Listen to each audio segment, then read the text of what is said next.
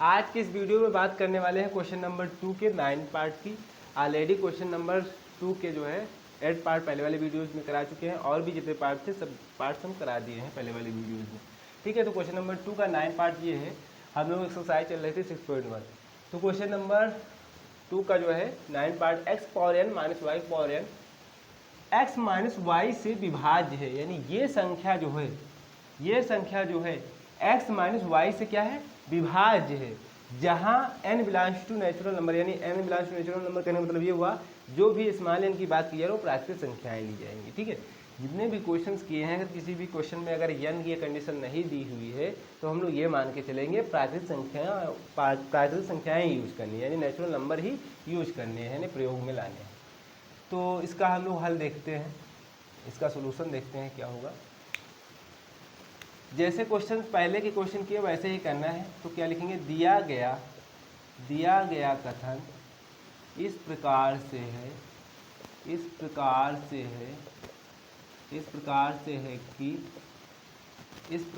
है कि Pn such that x power n minus y की power n x minus y से क्या है, n माइनस वाई से क्या है भैया, विभाज्य है। ठीक है, ये दिया गया था तो हम लोग ये कथन लिख लेते हैं कि यह क्या है, x माइनस वाई से विभाज्य है।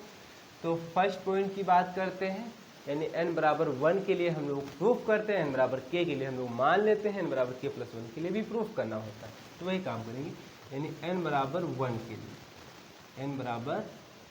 के लिए ये कथन देखते हैं एक्चुअली में सही आएगा, वैसे भी आना चाहिए। ठीक है, n बराबर 1 के लिए यानी n की जगह पे क्या रखेंगे 1, यानी x की पावर 1 माइनस वाई की पावर n वन क्या हो जाएगा, x माइनस वाई ही आएगा। क्या आएगा, x माइनस वाई, जो कि x माइनस वाई जो आया है तो x माइनस वाई से अगर भाग दिया जाए तो कट जाएगा। अगर देख लो, थोड़ा ब्रैकेट में लिख देते हैं, यानी x माइनस वाई बटे x माइनस वाई, क्योंकि ये कहा गया ना कि कथन में कि x माइनस वाई से विभाज्य है, तो अगर कैंसिल किया जाए तो ये कट जाएगा, क्या आ जाएगा, 1 आ जाएगा। तो क्या लिखोगे, यह एक सत्य कथन है, यह एक सत्य कथन है। अतः n बराबर 1 के लिए कथन सत्य है, ये है सत्य कथन है। ठीक है, n बराबर 1 के लिए कथन सत्य है। आप क्या बात करने वाले हैं, सेकंड पॉइंट की, यानी माना n बराबर k के लिए क्या है, कथन सत्य है, k के लिए कथन सत्य है। ऐसे ही तो क्वेश्चन करते आ रहे हैं। ठीक है, आप लोग ये भी कर सकते हो, n बराबर 2 अगर चेक करना चाहो चेक कर सकते हो, x माइनस वाई से भाग देने पर कट जाएगी ये संख्या। ठीक है, लेकिन करने की आवश्यकता नहीं होती है, बस n बराबर 1 के लिए दिखा देते हैं और n बराबर k के लिए हम लोग मान लेते हैं। यानी n की जगह पे क्या रखेंगे, k, तो क्या हो जाएगा, इसमें n की जगह पे k रखोगे तो क्या हो जाएगा, x power k minus y की पावर k हम लोग यहाँ मान चुके हैं, तो लिख देंगे x माइनस वाई से क्या होगा, विभाज्य होगा, से विभाज्य है। ठीक है, बस काम खत्म।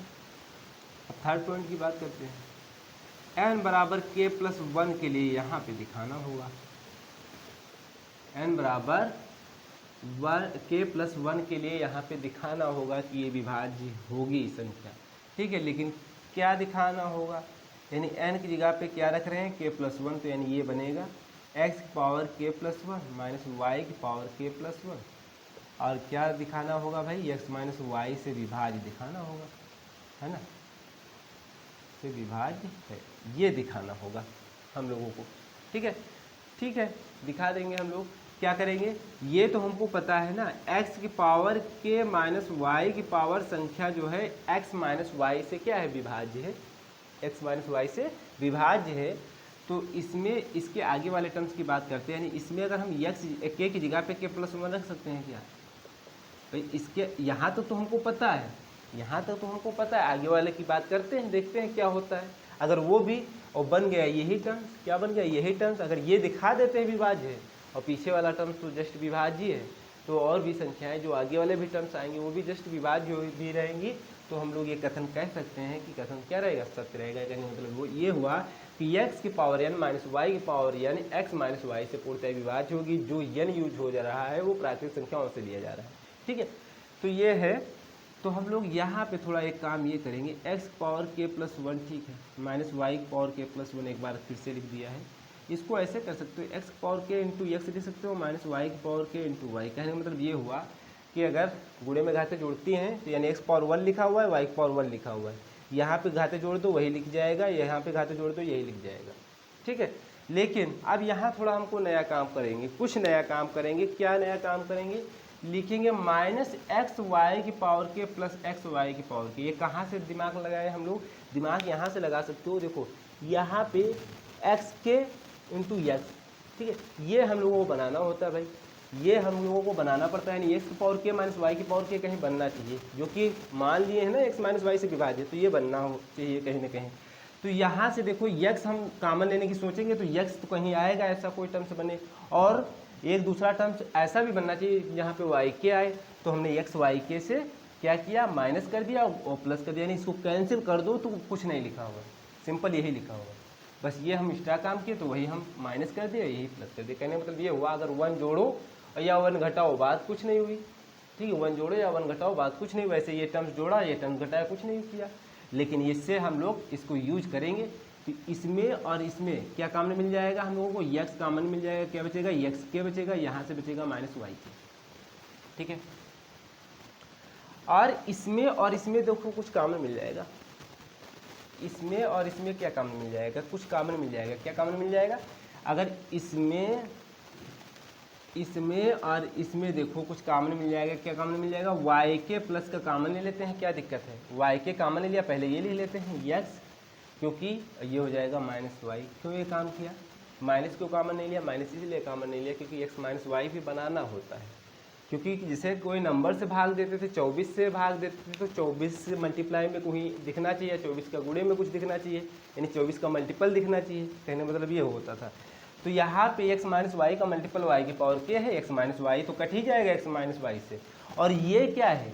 एक्स की पावर के माइनस वाई के, एक्स माइनस वाई से विभाज्य है, पहले मान चुके हैं। तो ये क्या है?